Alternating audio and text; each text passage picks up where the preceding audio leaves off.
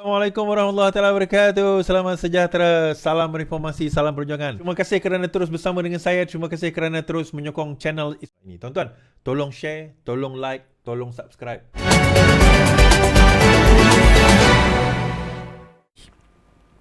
Bersih jumpa PM dapat persetujuan berprinsip beberapa reformasi. Gabungan Pilihan Raya Bersih mengadakan pertemuan dengan Perdana Menteri hari ini dalam usaha memperhebatkan usaha mereka bagi menuntut pembaharuan. Dalam perjumpaan itu, Bersih berkata bahawa Perdana Menteri pada prinsipnya bersetuju dengan beberapa daripada 10 pembaharuan yang dibentangkan semasa mesyuarat mereka. Perdana Menteri menyatakan bahawa beliau secara prinsip bersetuju dengan beberapa perkara, namun ada beberapa reformasi beliau rasakan perlu ada perbincangan lanjut, kata kumpulan itu. Dalam kenyataan berasingan, Anwar berkata beberapa pembaharuan yang cadangkan Bersih kepada kerajaan sudah pun diberi pertimbangkan. Bagaimanapun, Perdana Menteri tidak menjelaskannya secara terperinci. Kerajaan Perpaduan terbuka kepada sebarang rekomendasi atau saranan pihak Bersih, khususnya dalam penambahbaikan proses pilihan raya dan reformasi institut. Beberapa saranan Bersih menjadi perhatian saya, dan antaranya telah cadangan dalam memorandum tersebut telah pun berada dalam pertimbangan dan tindakan Kerajaan Perpaduan. Kalau kita tengok, ini gambar dia pertemuan tersebut. 10 pembaharuannya itu adalah reformasi lantikan ahli-ahli dan pengurusi Suruhanjaya SPR. Okey, yang ni sebenarnya dalam pertimbangan. Menklasifikasikan laporan perbaikan sistem dan undang-undang pilihan raya. Yang ni saya tak pasti. Reformasi Akta Kesalahan Pilihan Raya. Reformasi pendanaan politik, yang ini dalam proses. Reformasi persempadan semula kawasan pilihan raya pun dalam proses. Pemisahan bidang kuasa peguam negara dan pendakwa raya, yang ini saya tak pasti. Moratorium kepada pemberian DNAA oleh peguam negara dalam kes rasuah, yang ini pun saya tak pasti. Memperkasa Institusi Parlimen Malaysia melalui rang Undang-Undang Perkhidmatan Parlimen dan meminda peraturan mesyuarat Dewan Rakyat. Yang ini saya tak pasti dekat secara detailnya apa yang mereka mohon.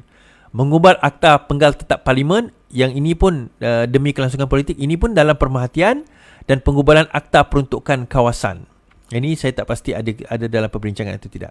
Kita dihubungi pengurusi Bersih Muhammad Faizal berkata antara perkara yang disetujui Perdana Menteri adalah mengenai pembaharuan terhadap kesalahan pilihan raya, termasuk mengaudit laporan keuangan calon sebelum hari penamaan.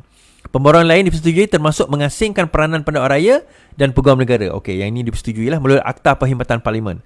Sementara itu, Jawatankuasa Pemandu Bersih dalam satu hantaran di media sosial memaklumkan pertemuan lebih sejam itu berjaya menyerahkan memorandum setebal 40 muka kepada Perdana Menteri. Ini termasuk 10 lampiran kertas-kertas kajian terperinci berkenaan cadangan-cadangan hasil libat urus dan kajian untuk memperkukuhkan peralihan demokrasi. Menurut Bersih, pentadbiran semasa mempunyai peluang keemasan untuk melaksanakan reformasi institut. Okey. Sudah tiba masanya kerajaan Malaysia di bawah kepimpinan Anwar bersama dukungan anggota kabinet dan ahli parlimen untuk merintis sebuah legasi besar dengan melunaskan agenda reformasi struktural melibatkan reformasi pilihan raya. Semalam Bersih mengadakan himpunan menuntut 100% pilihan raya. Kalau tengok gambar ini, pengampunan danjib 2 darjat, dia kata jail 6 tahun, discount, fine 160 juta, discount, rule of law destroyed, priceless. Dia tulis kat sini lah. Tapi tak tahu Bersih faham ke tidak bahawa yang itu adalah bidang kuasa yang di-Pertuan Agong. Jadi kalau dia nak persoalkan sekalipun, dia kena persoalkan di Pertuan Agong lah. Itu sajalah. Kan, selain daripada itu kita tak boleh nak kata lebih-lebih sangat lah kan. Itu pun sudah dinyatakan. Dan bagi saya, bila kita berkata menuntut reformasi ni, saya bukan kata tak setuju. Sebab itu dalam Facebook saya kata, bila polis kata tak cukup notis lah apalah, saya kata bagi je lah. Bagi je kan. Bukan dia orang nak membawa kemudaratan pun kan. Dia kata nak hantar memorandum, hantarlah, tak ada masalah. Bagi saya, kata Perdana Menteri sendiri mengatakan bahawa kalau sekiranya ada cadangan yang baik nak dilaksanakan ataupun nak dicadangkan, beliau boleh terima, beliau boleh dengar. Dan ada perkara yang memang kita tak boleh nak laksanakan, sebab kata Perdana Menteri dalam pertimbangan dan sebagainya. Benda-benda macam. Tapi saya quite surprise bila Bersih sendiri tak menuntut supaya SOSMA dimansuhkan. That one tak ada dalam 10 perkara itu. Okay, so kita tengok sendirilah. Mungkin dia tak berminat ke, atau tak tahu ke, ataupun bukan dalam bidang mereka ke, saya tak pastilah. Tapi SOSMA itu bukan 10 perkara yang mereka, SOSMA dan juga Akta Hasutan bukan dalam 10 perkara yang mereka minta untuk dihapuskan. Well, terpulang kepada mereka. Baik.